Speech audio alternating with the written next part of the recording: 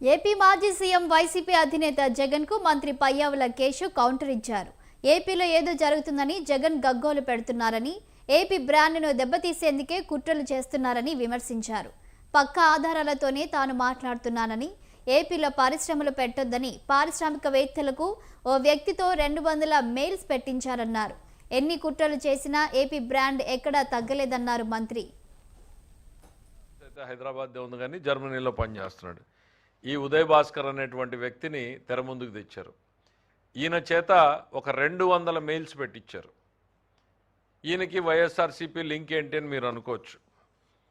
ఆయన Facebook profile,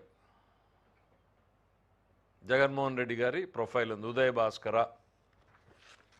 డైరెక్ట్గా వాళ్ళ ప్రొఫైల్ తోటి 200 పైన చిలుకు కంపెనీలు, మాకు తెలిసింది 200 పైన నేషన్ లెవెల్లోనూ ఇంటర్నేషనల్ లెవెల్లోనూ ఉన్న ప్రతి ఇన్వెస్టర్కి ఆంధ్రప్రదేశ్లో ఈ బాండ్స్లో మీరు ఇన్వెస్ట్ చేయొద్దండి, ఇది ప్రమాదకరమని రకరకాలుగా వాళ్ళు ఈమెయిల్స్ పెట్టారు. దాన్ని ఎవరు సీరియస్గా తీసుకోలే ఇన్వెస్టర్లు. సేమ్ ట్రెండ్ కంటిన్యూ అయింది.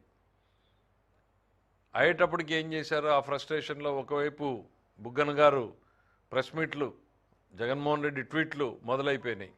మేము కావాలనే రెస్పాండ్ అవ్వాల, ఎందుకంటే దీని వెనకాల ఒక పెద్ద కుట్ర జరుగుతోంది, ఇది రచ్చ చేసి దీన్ని రాష్ట్రాన్ని చెడగొట్టాలని చూస్తున్నారు అనేటువంటి ఉద్దేశంతోనే చాలా సంయమనం పాటించాం.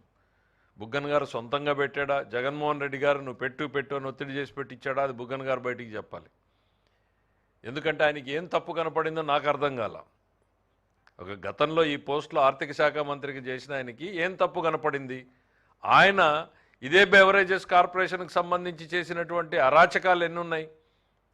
ఆ రోజు ఫండ్స్ రైజ్ చేశారు కదా, ఫ్యూచర్ ఇన్కమ్ని సెక్యూరిటైజ్ చేశారు కదా, అది తప్పు అని నేను కాదు, కేంద్ర ప్రభుత్వం చెప్పింది కదా. నేను ఎక్కడా రిటర్న్ కంప్లైంట్ ఇవ్వాల. మన గవర్నర్ గారు ఎవరైతే ఉన్నారో ఆయన ఇదిగో నీ పేరు చెప్పి ఇన్ని ఉల్లంఘనలు జరిగాయి అనేటువంటిది ఆయన దృష్టికి తీసుకెళ్ళాను. తీసుకెళ్తే on its own government of India respond అయ్యి మీరు చేసింది తప్పు అని చెప్పి దేశవ్యాప్తంగా సర్క్యులర్ చేసింది. ఏం చేసావు నువ్వు? వెళ్ళి ఓ రైతు బజార్ తాకట్టు పెట్టావు, వారసత్వంగా ఉన్నటువంటి సర్క్యూట్ హౌస్ పెట్టావు, ఐటీఐని పెట్టావు, ఎగ్జిక్యూటివ్ ఇంజనీర్ పెట్టావు. ఎన్ని పెట్టలేదు? డాక్యుమెంట్లు చూపించమంటారా మళ్ళీ ఒకసారి? నువ్వు ఆయనకి ఈరోజు ఏం తప్పు కనపడిందో నాకు అర్థం కాదు. ఆయన గగ్గోలు పెడుతున్నాడు, పెట్టి గంటలు ప్రెస్ మీట్. దీంట్లో గంటలు చెప్పడానికి ఏముందో నాకు అర్థం కాల. 5 నిమిషాలు చాలు మ్యాక్సిమం. ఆ తర్వాత ఉదయ్ భాస్కర్ని ఎవరు సీరియస్గా తీసుకోకపోయేటప్పటికి లేళ్ల అప్పిరెడ్డిని తెర మీదకి తీసుకొచ్చారు.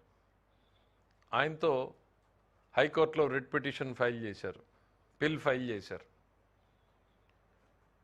కోర్టులో ఉండగానే డాక్యుమెంట్లన్నీ మీరు లోన్లకు వెళ్తున్నారు అని అంటూ మళ్ళీ ప్రెస్ మీట్లు ట్వీట్లు పెట్టి ఇవన్నింటినీ మళ్ళీ ఇన్వెస్టర్లకు పంపడం. ఇది వివాదాస్పదమైంది, కోర్టులో ఉంది, ఈ కోర్టులో ఉన్న దాంట్లో మీరు ఎవరు డబ్బులు పెట్టొద్దండి అని. అంటే ఎంత దురుద్దేశమో చూడండి. దీని వెనకాల వాళ్ళే మెయిల్స్ పెడతారు, వాళ్ళే కోర్టుకి వెళ్తారు, మళ్ళీ ఇది వివాదాస్పదమైంది, మీరెవరు డబ్బులు పెట్టొద్దండి అని అంటారు.